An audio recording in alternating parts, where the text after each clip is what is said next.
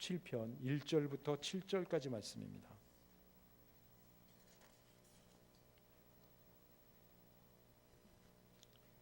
이 본문의 말씀을 우리가 한 절씩 교독하겠습니다. 여호와는 나의 빛이요 나의 구원이시니 내가 누구를 두려워하리요. 여호와는 내 생명의 능력이시니 내가 누구를 무서워하리요.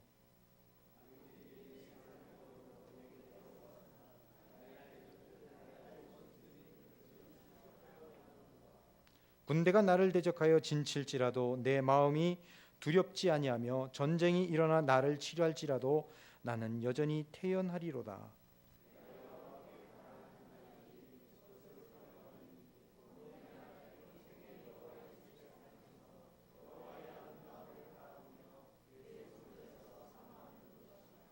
여호와께서 환난 날에 나를 그의 초막 속에 비밀히 지키시고 그의 장막 은밀한 곳에 나를 숨기시며 높은 바위 위에 두시리로다.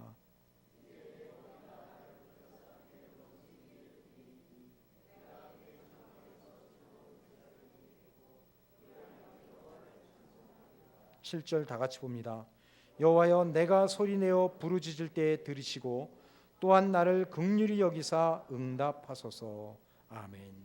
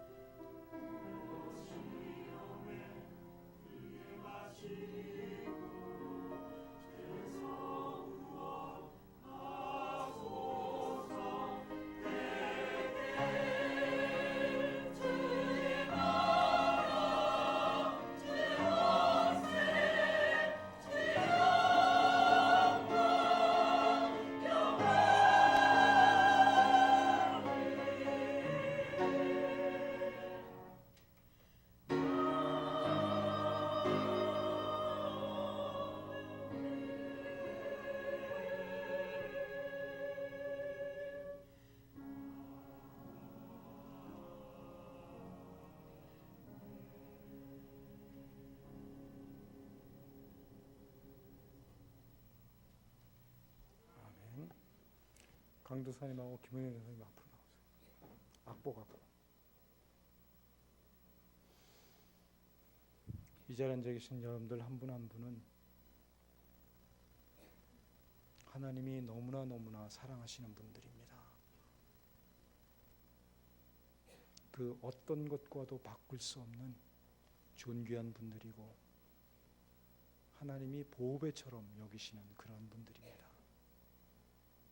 그렇기 때문에 서로를 바라보면서 우리는 진심으로 축복할 수 있어야 되고 축복하는 그런 모습으로 넘쳐나야 되리라 여겨집니다. 이 시간 우리가 새해를 맞이하면서 올 한 해 서로의 삶이 하나님의 은혜 가운데서 참으로 복된 삶이 되기를 간절히 바라는 마음으로 우리 야곱의 축복 다 같이 찬양하겠습니다.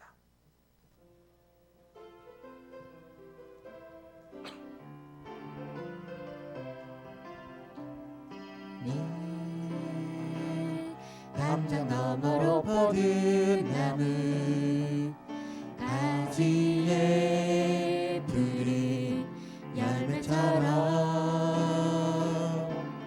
하나님의 귀한 축복이 삶에 가득히 넘쳐날 거야.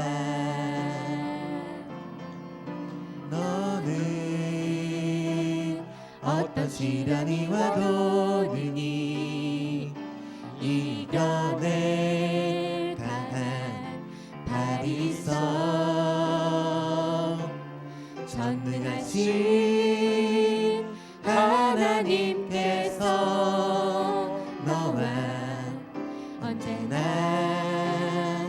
함께 하시니 너는 하나님의 사랑, 아름다운 하나님의 사랑. 나는 널 위해 기도하며 내 길을 축복할 거야. 너는 하나님의 선물, 사랑스러운 하나님의 열매, 주의 품에 꽃 피운 나무가 되어줘.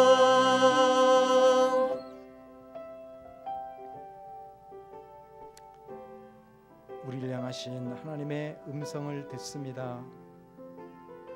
우리를 얼마나 소중하게 여기시는지, 우리를 얼마나 아름답게 여기는지. 그래서 하나님은 자신의 가장 귀한 아들 예수 그리스도를 십자가에 못 박으면서까지 우리를 구원하셨고 우리를 품에 안고자 하셨습니다. 그 귀한 사랑을 받은 우리가 이제 다시금 하나님의 은혜 가운데에서 새로운 해를 시작하려고 합니다.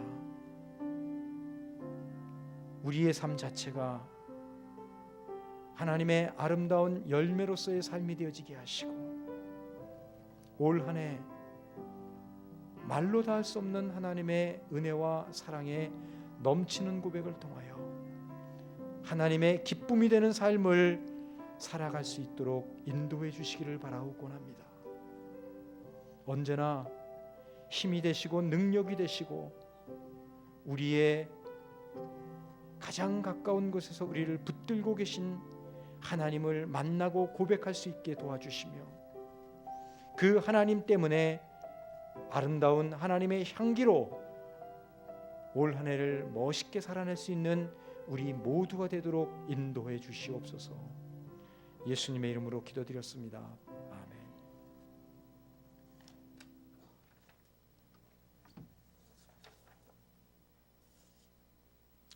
구약의 전도서는 해 아래 새 것이 없다고 선언했지만 우리는 한 해가 시작되면 새해라고 말을 하지요. 비록 어제의 해가 다시 떠오르는 것이고 어제 만났던 사람들과 어제 드렸던 예배 장소에 다시 모여서 어제까지 다녔던 직장과 일들 그리고 사람들이지만 그리고 어제까지 해결되어지지 않은 일들을 여전히 끌어안고 있지만 우리는 해가 새롭게 바뀌면 새해라고 부릅니다. 그리고 우리는 지난해에 모여서 새로운 해를 하나님 앞에 예배를 통해 시작하고 새로운 해에는 지난 시간들처럼 더 이상 아프고 고통스럽고 골치 아픈 삶을 사는 것이 아니라 무엇인가 완전히 다른, 그래서 다시 한번 새로운 삶을 시작해 보고자 하는 마음을 갖게 됩니다. 하나님께서는 우리 그리스도인들이 그리스도 안에서 새로운 피조물로 거듭났음을, 그래서 하나님 안에서 날마다 새롭게 살아갈 수 있는 존재가 되었음을 선포합니다. 그리고 저 역시도 여러분들의 삶의 수준과 질이, 신앙생활의 모습들이 지난해보다는 더 나은 모습이 되기를 간절히 바랍니다. 그래서 여러분들의 마음과 입술에는 믿음의 노래, 감사의 노래, 기쁨의 노래, 사랑의 노래들로 가득하게 되시기를 축원드리고 싶습니다. 향후 앞으로 5년 동안 우리 영광교회의 큰 주제는 하나님 보시기에 좋은 교회입니다. 그리고 1차적으로 우리가 올해 이루고자 하는 교회의 목표는 관계 회복을 위한 교회입니다. 저는 지난 시간들 속에서 저를 관계 가운데로 인도하셔서 하나님과의 관계가 얼마나 소중한 것인지를 깨닫게 해주신 하나님에 대해서 많은 이야기를 하려고 합니다. 그 관계 속에서 제가 만난 하나님, 제가 경험한 하나님을 여러분들에게 소개할 뿐만 아니라 여러분들 한 분 한 분이 올 한 해 동안 제가 만난 그 하나님 관계를 통해 우리와 사랑을 나누고 싶고 얼마나 뜨겁게 우리와 가까워지기를 원하시는가, 그 하나님을 만날 수 있도록 도와드리려고 합니다. 그래서 우리 모두가 하나님과 관계 속에서 살아갈 수 있는 그런 한 해, 그런 교회가 되기를 소망하고 기도하는 가운데 있습니다. 그리고 오늘 본문 속에서 등장하는 시편 저자인 다윗의 고백을 통해 하나님과의 관계가 얼마나 중요한지를 생각해 보려고 합니다. 본문의 배경은 사울 왕의 추격이나 아들 압살롬의 반역으로 인해서 쓰여진 것 같이 보여집니다. 이 시가 쫓겨다니는 중에 쓰여진 것인지 아니면 다윗 자신이 그 모든 어려움에서 벗어난 직후에 자신의 신앙 간증과 고백으로 쓰여진 것인지는 분명하지 않습니다. 그러나 이 시가 쓰여지는 도중이든 쓰여지기 전이든 분명히 다윗에게는 굉장한 어려움이 있었습니다. 그 어려움은 보통 어려움이 아니라 죽음을 직면할 수 있는, 죽음을 느낄 수 있는 그런 어려움이었습니다. 본문은 크게 둘로 나눌 수가 있는데 1절부터 7절까지가 한 부분이고 8절부터 14절까지가 다른 부분입니다. 그리고 이 구성이 본문의 배경과 연관지어 볼 때 전반부는 다윗 자신이 비록 어려움을 당한 일로 인해서 두려워하고 있지만 그 어려움을 통해 하나님이 어떤 분이신가에 대한 분명한 확신을 가지고 있고, 두 번째 부분에서는 다윗이 자신의 경험을 토대로 하나님 앞에 간절히 부르짖고 있는 모습을 보여주고 있습니다. 본문 전체는 참으로 아름다운 고백으로 이루어져 있습니다. 그러나 이 아름다운 고백 뒤편에는 지금 하나님을 간절히 찾고 있는 너무나 절박하고 애절한 시인의 마음이 함께 포함되어져 있습니다. 그런데 우리들의 경험을 되짚어보면 우리가 어려운 일들을 만났을 때 자신의 힘으로는 어쩌지 못하고 해결할 수 없는 절박한 상황에 부딪히게 되면 우리는 기도를 하게 되지요. 그렇죠? 대부분 성도들은 기도를 합니다. 물론 하나님의 말씀을 듣거나 혹은 그 말씀을 보는 순간에는 위로를 받게 되고 힘을 얻을 수도 있습니다. 때때로 도전이 되기도 합니다. 그러나 도전이 되었던 말씀들을 실제 생활에 적용하면서 살려고 하다 보면 분명 말씀은 맞는데 문제 해결은 되어지지 않는, 그래서 그 도전이 되었던 말씀들이 자신의 삶에 아무런 영향력을 미치지 못하기 때문에 여전히 문제를 위해서 걱정하게 되고 고민하게 되고 해결 방법을 찾아서 전전긍긍하는 모습들을 여러분들은 경험해 보셨을 것입니다. 기도에서도 마찬가지지요. 우리가 닥친 문제 해결을 위해서 콧물을 흘려가며 간절히 기도합니다. 주님 도와주심을 믿습니다. 나의 반석이시며 안전하게 피할 바위시며 힘이시고 구원이십니다.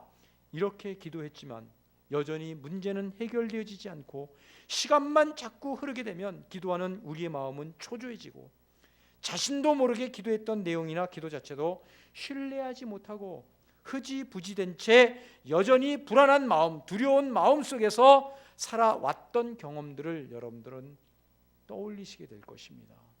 대부분 성도들이 그렇죠. 대부분이 그래요. 지금 다윗의 마음이 그래요. 8절 9절 말씀을 보십시오.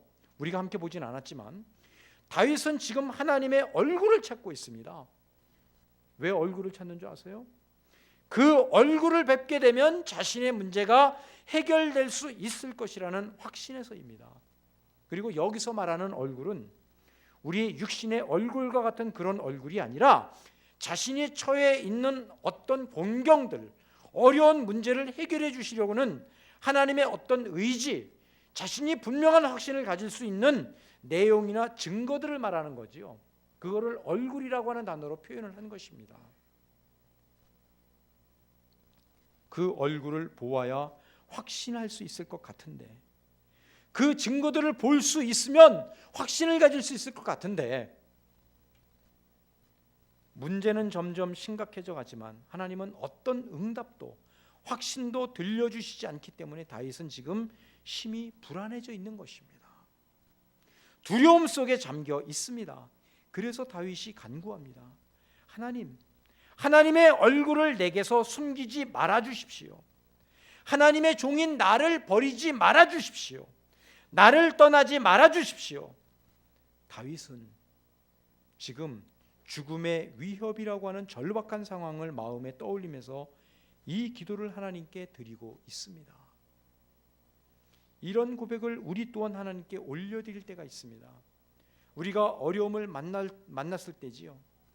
두려움이 엄습해 올 때 우리는 하나님을 향하여 이런 고백을 드릴 수밖에 없습니다. 그리고 이런 고백은 평소 아무런 문제가 없을 때는 거의 하나님께 고백하지 못합니다. 우리가 항상 두려움과 고통 가운데 처했을 때만 나오는 고백입니다. 그러니 그 고백이 얼마나 절박하고 애절하겠어요. 얼마나 간절함이 많이 묻어 있겠습니까? 제가 이런 고백을 드려본 적이 있기 때문에 이 시인인 다윗의 마음을 잘 압니다. 그리고 여러분들 가운데서도 이런 기도를 드려보신 분들이 있으실 것입니다.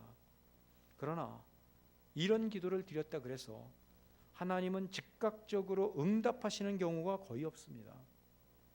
마치 하나님이 우리를 버린 것과 같은 침묵과 아무런 삶의 변화도 일어나지 않는, 그리고 상황은 점점 더 꼬여가는 것과 같고 꽉 막혀서 도무지 풀어질 기세가 보이지 않는 것과 같이 느껴집니다. 얼마나 절망스럽습니까? 얼마나 좌절이 됩니까? 우리의 인생살이에서 모든 어려움과 환난의 결과로 인하여 우리는 어두움을 경험하게 됩니다. 가도 가도 끝이 보이지 않는 터널과 같은 어두움을 경험합니다. 우리는 이해하지 못합니다. 이해가 안 됩니다. 그래서 왜 이런 일들이 나에게 일어나야 하는지, 왜 내가 이 모든 것들을 감당하고 견뎌야만 하는지, 이것저것 다 시도해 보았는데 이런 상황에서도 끝까지 믿음을 지키며 경건하고 살려고 애를 써봤는데, 이런 상황에서도 끝까지 하나님을 붙들고 신앙인으로 살려고 애를 썼는데, 그럼에도 왜 문제는 해결되지 않고 나에게 일어나는 일들은 점점 더 나를 곤경 속으로 몰아넣는 것일까? 자조 섞인 넋두리를 하게 됩니다. 우리는 이런 어려움 속에 무엇을 해야 할지 모릅니다. 해결책을 찾아보지만 우리의 해결책은 이미 한계가 있습니다. 그래서 아무리 궁리를 해도, 머리를 짜내도 답이 나오질 않아요. 본문 속의 다윗도 마찬가지였어요. 이럴 때 여러분들은 출애굽기 32장에 등장하는 금송아지 우상에 대한 사건을 기억하십시오. 이스라엘의 금송아지 사건은 하나님께서 이스라엘 백성 전체를 버리기로 작정하는 결과를 가져왔죠. 그들을 광야에서 한순간에 전부 죽이려고 했어요. 200만이 넘는 숫자를. 그래서 하나님이 말씀하십니다. 이 백성은 목이 뻣뻣한 백성이라. 내가 길 위에서 그들을 멸망시킬까 염려스럽다. 내가 무슨 일을 행하든지 모세 너는 가만히 지켜보기만 해라. 나의 분노가 그들을 향하여 불타올라 그들을 모두를 멸망시킬까 염려가 된다. 이런 말씀을 하셔요. 그때 모세가 하나님께 간절히 말합니다. 여호와께서 이스라엘 백성들을 가나안으로 인도할 능력이 없어서 그들의 백성들을 광야에서 전부 진멸시켰다고, 그렇게 진멸시키기 위하여 출애굽시켰다고 이방인들이 떠들어대면 오히려 하나님의 이름이 세상 가운데서 조롱거리가 되고 엉망진창이 되지 않겠습니까? 세상은 여호와 하나님을 가장 잔인하고 무자비한 신이라고 생각할 것입니다. 그러니 간절히 구합니다. 제발 분노를 거두시고 마음을 돌이켜 주십시오. 제발 하나님께서 백성들에게 하셨던 약속들을 기억해 주십시오. 그들과 함께 약속의 땅으로 올라가겠다고 하신 약속을 기억해 주십시오. 만약 여호와의 얼굴이 우리와 함께 올라가지 않는다면 우리를 여기서 그리로 올려보내지 마시고 그냥 광야에서 살다가 죽게 놔두십시오. 그런 기도를 합니다. 그러자 하나님이 모세에게 약속하시지요. 내가 요청한 바로 그 일들을 내가 행하리라. 나의 얼굴이 너희와 함께 갈 것이다. 여기서 말하는 얼굴이라고 하는 단어는요, 우리말 성경에는 친이라고 하는 단어로 의역이 되어져 있어요. 근데 히브리 원문 성경에는 얼굴입니다. 얼굴. 그러자 하나님은 너는 내 얼굴을 볼 수 없다. 만약 내 얼굴을 보게 되면 너는 죽게 될 것이야. 그 대신 내가 나의 모든 선한 것을 내게 보여주겠다. 나의 은혜와 긍휼과 자비를 너에게 보여주겠는데 저기 반석 위에 서라. 내가 지나가는 동안 나의 손으로 너를 가려서 내가 지나갈 때 나의 손으로 너를 덮었다가 나의 손을 거두어 나의 등을 볼 수 있게 할 것이고 나의 얼굴을 보지 못하리라. 그렇게 말씀하십니다. 하나님께서 우리 앞을 지나가실 때 하나님은 그분의 손으로 우리를 덮으셔서 얼굴을 못 보게 하십니다. 바로 그때 우리는 우리의 모든 것은 아무것도 볼 수 없을 만큼 어두워지는 겁니다. 아무것도 이해가 되지 않고 이해할 수 없는 상태가 되는 겁니다. 그러나 우리가 어두움 가운데 있을 때 하나님은 우리와 가장 가까운 거리에 서 계시다는 사실을 잊지 마십시오. 하나님의 손으로 모세를 덮었어요. 하나님의 손이 모세의 몸에 닿았습니다. 가장 가까운 데 아닙니까?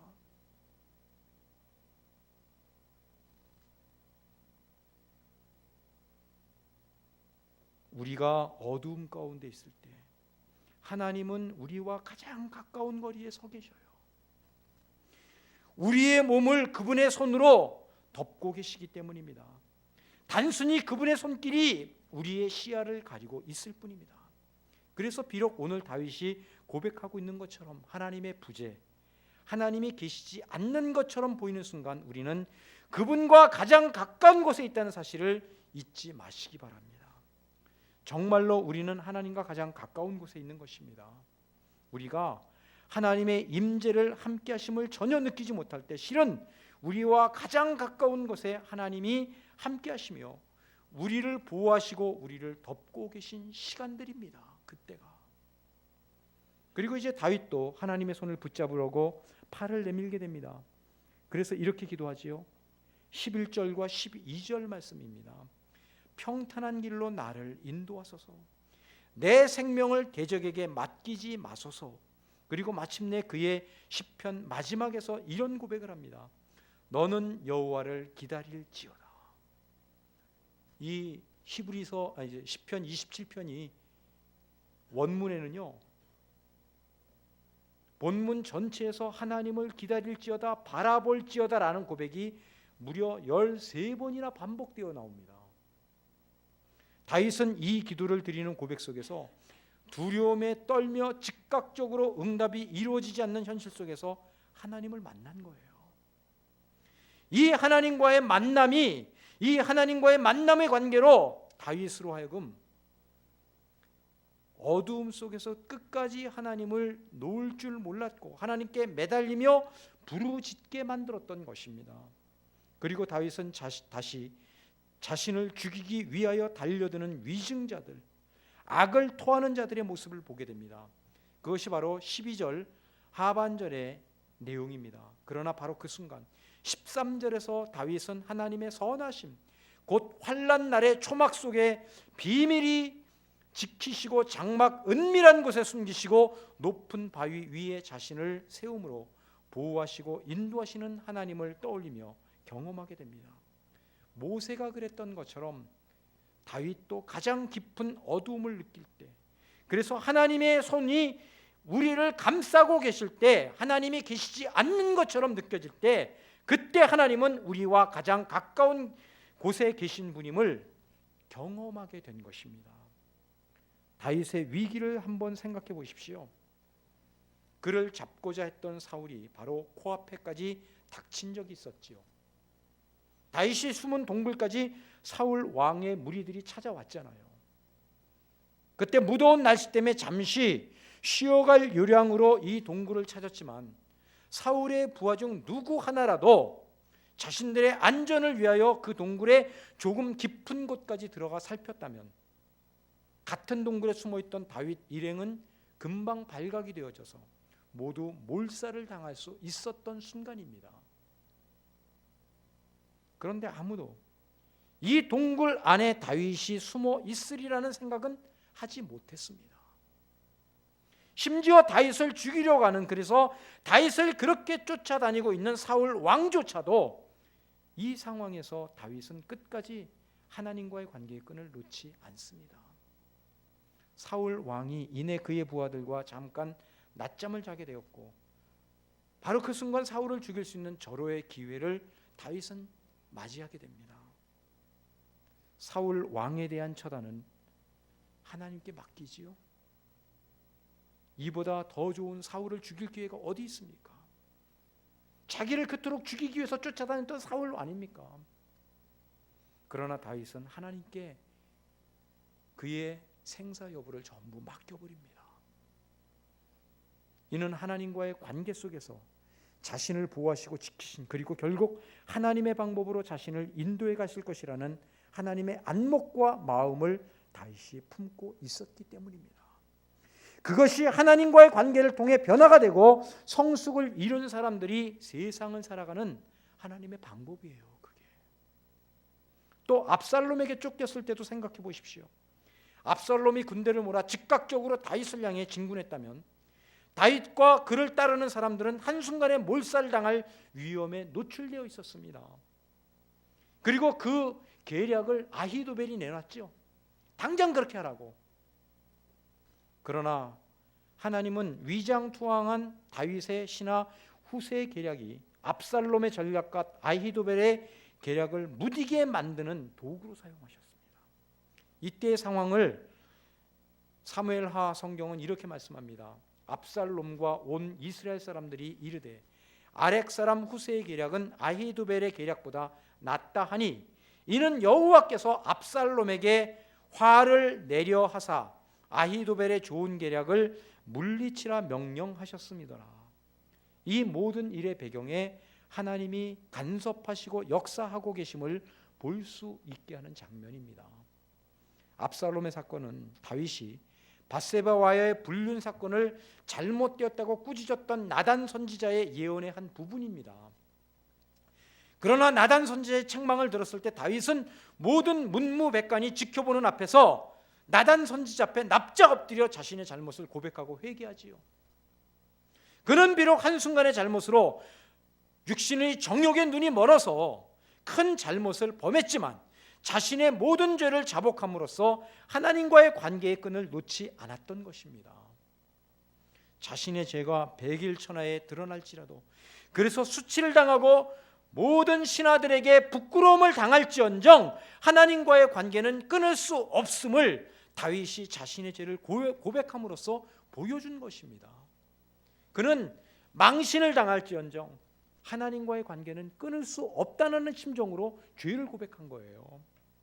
그 결과 하나님은 다윗을 용서하셨고 더 깊이 사랑하시게 됩니다. 그리고 압살롬의 사건이 터졌을 때 또 한 번 다윗은 어둡고 기약 없는 깊은 터널을 경험하게 되지만 빛을 비추시고 자신을 손으로 덮어 보호하시고 은혜를 베푸시는 하나님의 손길을 경험하게 되는 것입니다. 다윗이 이처럼 하나님과의 관계 안에서 살아갔다는 사실을 잘 보여주는 말씀은 본문 도처에 나옵니다. 특히 본문 4절 말씀을 한번 주목해 보십시오. 여기서 여호와의 집에 살면서 이 표현, 바라보며 성전에서 사모한다, 이런 표현들 바로 하나님과의 관계 안에 다윗이 거하고 있음을 보여주는 표현들입니다.